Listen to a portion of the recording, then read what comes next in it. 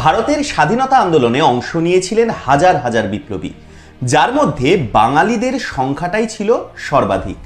আর এই এত বাঙালি বিপ্লবীদের মধ্যে বহুজনের নাম আমরা জানলেও অনেকের নাম কিন্তু জানিই না। আজ বলবো বিস্মৃতির অন্ধকারে তলিয়ে যাওয়া তেমনই এক বীর বাঙালি বিপ্লবীর কথা, যিনি স্বাধীন ভারতের সরকারের দেওয়া সম্মানও ফিরিয়ে দিয়েছিলেন অসীম জেদে। কে তিনি সব বলবো এই গুরুত্বপূর্ণ প্রতিবেদন শেষ অবধি দেখুন। আমি দীপেন্দু, দ্য নিউজ বাংলা লাইভে আপনাদের স্বাগত জানাই। বিপ্লবী হেমচন্দ্র ঘোষ ব্রিটিশ বিরোধী সশস্ত্র আন্দোলনের অন্যতম যোদ্ধা। হেমচন্দ্র ঘোষের পৈতৃক নিবাস ছিল বানারীপাড়ার গাভা গ্রামে, তবে তার বাবা মথুরানাথ ঘোষ ঢাকার আইনজীবী ছিলেন। তিনি ঢাকায় 24শে অক্টোবর 1884 সালে জন্মগ্রহণ করেন। তিনি ছাত্রাবস্থায় ঢাকার জুবিলি স্কুলের সশস্ত্র আন্দোলনে আকৃষ্ট হন। তার শরীরচর্চার গুরু ছিলেন শ্যামাকান্ত ও পরেশনাথ। লাঠি খেলার দীক্ষা বিপ্লবী পুলিন বিহারী দাসের কাছে। হেমচন্দ্র ঘোষ 1901 সালে রাজনৈতিক জীবন শুরু করেন। উল্লাসকর দত্তের সাহায্যে বারিন ঘোষের সঙ্গে তার যোগাযোগ হয় এবং তিনি অনুশীলন ও যুগান্তর গোষ্ঠীর সঙ্গে সংযোগ রেখে নতুন দল গঠনের প্রেরণা অনুভব করেন। 1905 সালে শ্রীশপাল, হরিদাস দত্ত, গুণেন ঘোষ, রাজেনলাল গুহ, মাখন চক্রবর্তী, খগেন দাস, বিভূতি বসু, নিকুঞ্জ সেন, সুরেন বর্ধন প্রমুখ সহযোগীদের নিয়ে মুক্তি সংঘ গঠন করেন তিনি ছিলেন দলের বর্দা এবং হরিদাস দত্ত মেজদা। 1906 সালে হেমচন্দ্র ঘোষ কলকাতায় এসেছিলেন শ্রী অরবিন্দ, ব্রহ্মবান্ধব উপাধ্যায়, বিপিন পালের মতো বিখ্যাত বিপ্লবীদের সঙ্গে দেখা করতে।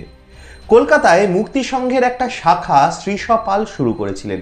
তিনি এবং তার বিপ্লবী সংগঠন অর্থাৎ মুক্তি সংঘের সহযোগিতায় কিছু বিপ্লবী কর্মকাণ্ডও করেন। তার মধ্যে 1908 সালে নন্দলাল ব্যানার্জির হত্যা করেছিলেন তারা, যিনি ক্ষুদিরাম বসুকে ফাঁসি দেওয়ার জন্য দায়িত্বে ছিলেন, এবং 1914 সালে রডা কোম্পানির অস্ত্র লুণ্ঠনও করেছিলেন তারা। 1914 সালেই হেমচন্দ্রকে রডা কোম্পানির অস্ত্র লুণ্ঠন মামলায় গ্রেফতার করা হয়েছিল এবং 1918 সালে তাকে রাজবন্দী হিসাবে হাজারিবাগ কেন্দ্রীয় কারাগারে প্রেরণ করা হয়েছিল।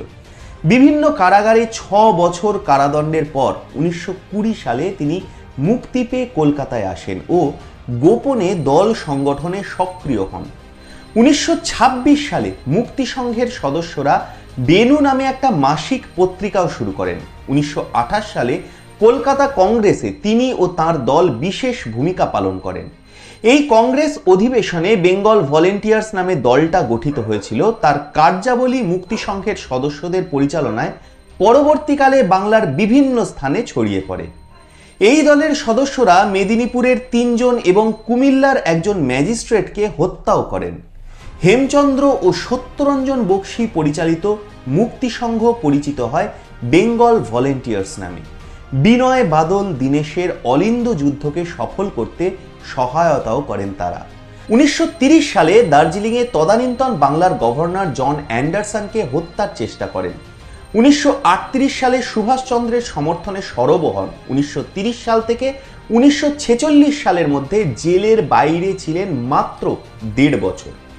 অসীম জেদি এই বীর বিপ্লবীকে বিশেষ সম্মান জানাতে চেয়েছিল ভারত সরকার, কিন্তু দেশের জন্য কাজ করে তার জন্য সম্মান, এই বিষয়টা তিনি মেনে নিতে পারেননি।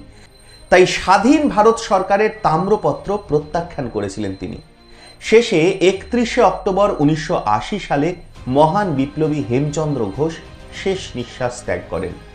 এইরকম একজন বীর যোদ্ধা, অথচ আমরা তার কথা জানি না। আমরা জানা তো দূরের কথা, আমাদের দেশের স্বাধীনতা পরবর্তী সরকার দায়িত্ব নিয়ে চেপে গেছে এই সব যোদ্ধাদের ইতিহাস, কিন্তু আমরা চেপে রাখবো না, কবর থেকে খবরে তুলে আনবো এইরকমই সব হারিয়ে যাওয়া ইতিহাস, চেপে যাওয়া ইতিহাস। আপনারা কি বলেন? আপনাদের মূল্যবান এবং গুরুত্বপূর্ণ মতামত জানান দ্য নিউজ বাংলা লাইভের কমেন্ট সেকশনে, আর দেখতে থাকুন দ্য নিউজ বাংলা লাইভ। দুর্নীতি রাজনীতির বাইরে এই ধরনের সব খবর জানতে চোখ রাখুন কেবলমাত্র দ্য নিউজ বাংলা লাইভে।